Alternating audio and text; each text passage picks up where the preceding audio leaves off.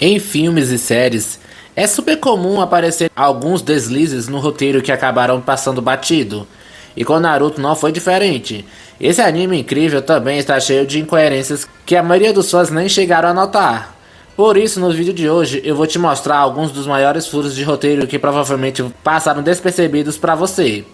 E o último da lista é caso de polícia de verdade. Então já anota o 190 para ligar para as autoridades quando esse vídeo acabar. Mas primeiro deixe seu like e se inscreva no canal se ainda não for inscrito. Dito isso, assista até o final.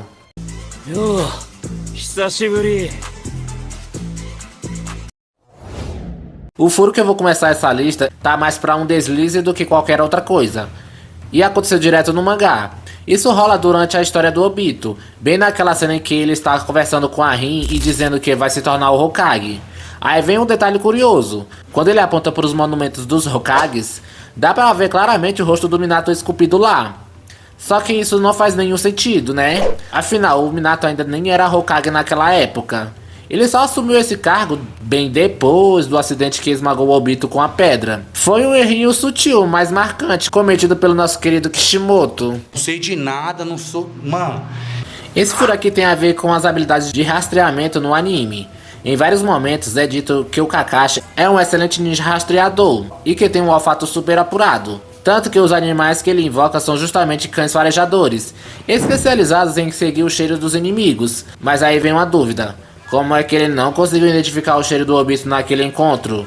Tudo bem que tinha se passado vários anos, mas o Kakashi conhecia bem o cheiro do antigo companheiro de equipe. Será que a máscara atrapalhou ou as células do Hashirama? Bom, nem era o Kakashi que precisava sentir o cheiro, né? Eram os próprios cachorros. E o mais estranho é que ele tinha invocado todos eles justamente para encontrar o Sasuke. E o Obito nem estava tão longe assim. Com certeza dava para ter seguido o rastro dele. Um furo digno de um homem que gosta de fazer furo. Como todo mundo já sabe, o clã Uzumaki, originário da Vila do Redemoinho, era extremamente poderoso e tinha uma aliança forte com Konoha, não apenas pela proximidade geográfica, mas também pelos laços de sangue com o clã Senju. Vale lembrar que a Mito Uzumaki, por exemplo, era casada com ninguém menos que o Hashirama Senju, o nosso primeiro Hokage. Dito isso, fica a pergunta: onde estava o Senju quando o clã Uzumaki foi dizimado? Sério que um grupo chegou, destruiu tudo, matou quase todo mundo e ninguém de Konoha, nem os Uchihas, nem os Hyugas, nem os próprios Senjus mexeram um dedo pra ajudar? Todo mundo da vila simplesmente assistiu tudo de camarote? Foi isso? Essa parte da história parece muito mal explicada, algo ainda não bate, e parece que o enredo preferiu deixar isso de lado como se não fosse nada demais. Acho que essa merda aí, porra. O próximo furo de roteiro realmente não tem como defender, porque não faz o menor sentido e não há uma explicação convincente. O Minato, o quarto Hokage, decidiu que o Naruto deveria receber o sobrenome de Uzumaki, ao invés de Namikaze, como justificativa de que se descobrisse que ele era filho dele, muitos inimigos poderiam ir atrás da criança. Só que um detalhe que ele simplesmente ignorou foi que o clã Uzumaki foi praticamente exterminado. Os poucos sobreviventes tiveram que desaparecer do mapa, se esconder para não serem caçados. Ou seja, carregar esse sobrenome era quase como andar como um alvo colocado nas costas. E o mais estranho é que o clã Uzumaki tinha muito mais peso e relevância no mundo ninja do que o clã Namikaze, do qual aliás quase nada foi revelado até hoje. Parece que todo o passado trágico dos Uzumakis foi simplesmente ignorado e ninguém nunca tentou atacar o Naruto por causa disso. O coitado simplesmente morava sozinho, andava pela vila solto sem ninguém pra cuidar, mas isso parece que não importava. E ainda com o sobrenome Uzumaki, mas parece que ninguém dava a mínima. Coincidência? Acho que não! Acho que o povo achava que era fake. Não é possível. Mas vai ver na hora de escrever os motivos dessa escolha. O Kishimoto ficou sem tinta da caneta e decidiu deixar por isso mesmo. Tem um furo aqui que quase ninguém comenta, talvez por envolver o tão querido Itachi Uchiha. Afinal, ele é um dos personagens mais amados da obra. Mas vamos aos fatos. Ninjas revividos pelo Edo Tensei não pode sangrar. Isso é dito de forma bem clara durante a Quarta Grande Guerra Mundial Shinobi. Alguém até fala, ele não está sangrando, então não é um Edo Tensei, se referindo ao Madara após ser trazido de volta com o Hinen Tensei. Beleza, ou seja, quando o Edo Tensei é ferido, ele simplesmente se desfaz em um monte de pedacinhos de papel e se regenera, mesmo depois de ser explodido. Nada de sangue, mas aí vem o furo. Quando o Itachi usa o Amaterasu, Vemos claramente os olhos dele sangrando, o que vai totalmente contra as regras do Edo Tensei. Pela lógica, isso não poderia acontecer de jeito nenhum. Mas fazer o que, né? Parece que quando o personagem é o Itachi, até as leis do universo ninja dão uma flexibilizada. Não tem jeito, galera, o Itachi é pica mesmo. Até os furos de roteiros respeitam ele. Mais um furo de roteiro que deixa muita gente cabulada é a morte do Tobirama Senju. Ela é até mencionada no anime, mas de forma meio vaga e que não faz muito sentido.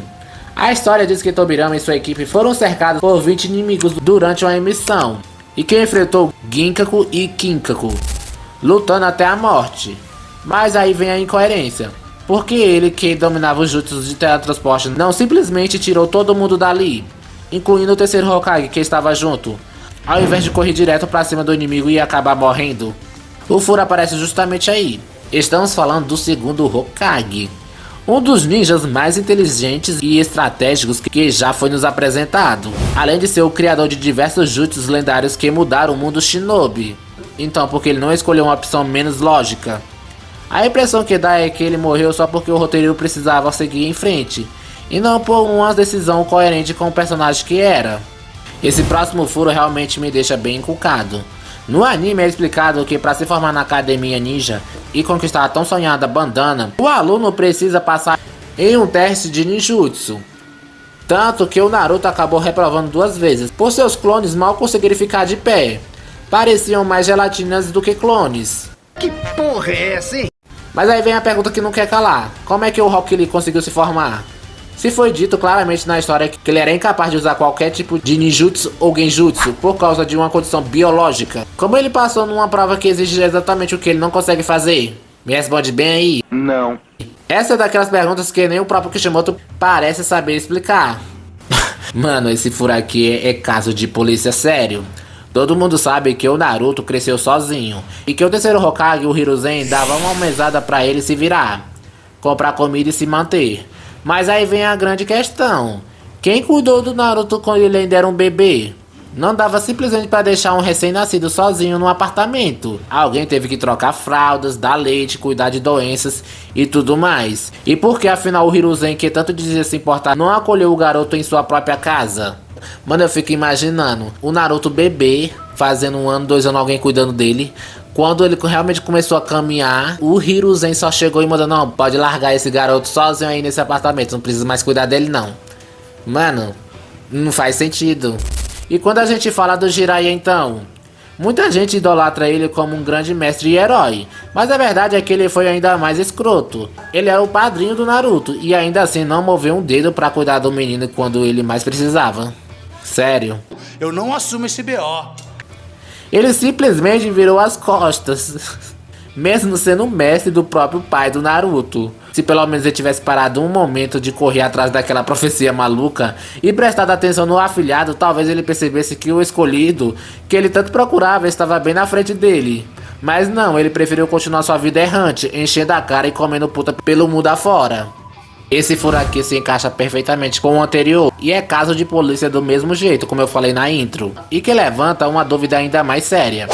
Se o Minato era o Hokage, ou seja, o presidente da Vila da Folha, com certeza ele recebia o melhor salário entre todos os ninjas, né? Beleza. E como é de costume, quando os pais morrem, os bens e heranças ficam pros filhos, certo? Então me diz, onde foi parar o dinheiro do Minato? Porque com o Naruto que não ficou. O garoto cresceu na miséria, se virando como miojo e leite estragado durante toda a infância. Não, toda a infância não, né? Exagero, mas foi pelo que a gente viu, aparentou ser. Ainda bem. Cadê essa fortuna, Sarutobi? O que você fez com o dinheiro deixado pelo 4 Hokage? Alguém chama a Polícia Federal aí, por favor? Porque isso tem cara de desvio de verba ou estelionato. Alô, Polícia Federal! A verdade é que o Naruto foi tratado como um qualquer, enquanto deveria ter sido protegido e bem amparado desde o começo. Mas eu tenho que dar uma colher de chá pro Kishimoto, porque se não fosse esse roteiro, a gente não teria a história que a gente tem hoje, né? Mas esse furo também mostra que o roteiro ignorou detalhes importantes da vida do protagonista. E o pior furo de todos vai ser se você não deixar um like nesse vídeo e se inscrever no canal caso não for inscrito. Então já faça isso imediatamente pra eu saber que vocês gostam de vídeo assim. Eu tô indo nessa, falou!